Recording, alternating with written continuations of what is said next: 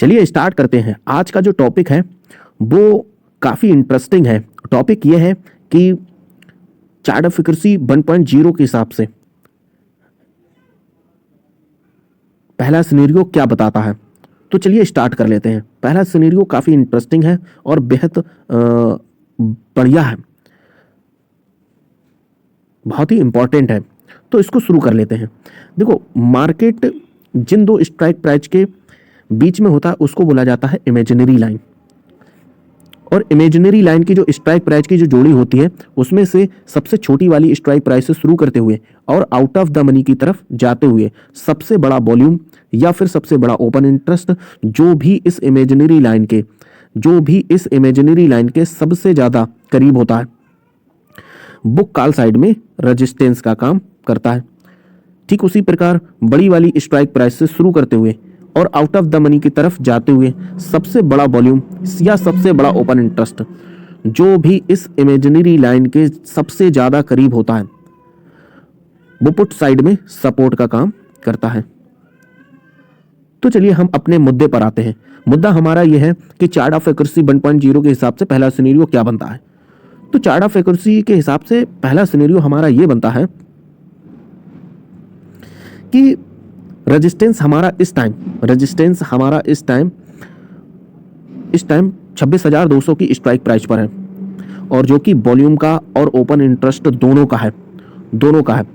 ये रेजिस्टेंस ना तो ऊपर की ओर कमजोर है और ना तो नीचे की ओर कमजोर है। ये यहाँ पर रेजिस्टेंस ना तो ऊपर की ओर कमजोर है और ना ही नीचे की ओर कमजोर है। मतलब ये रेजिस्टेंस हमारा स्ट्रांग है।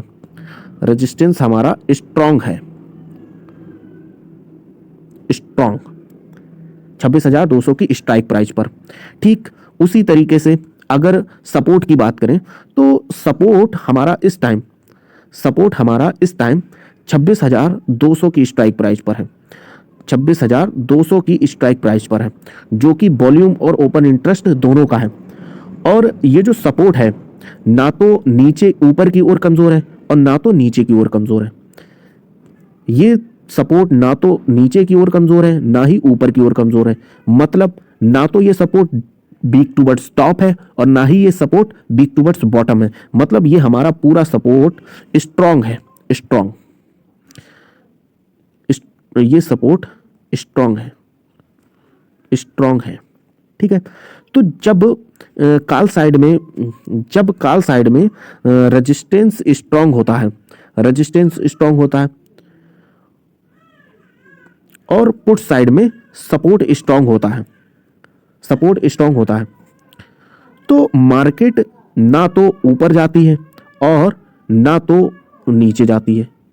मार्केट नीचे सपोर्ट तक आती है, केवल सपोर्ट तक आती है यहां तक, फिर यहां से वापस लौट जाती है। मार्केट ना तो ऊपर जाती है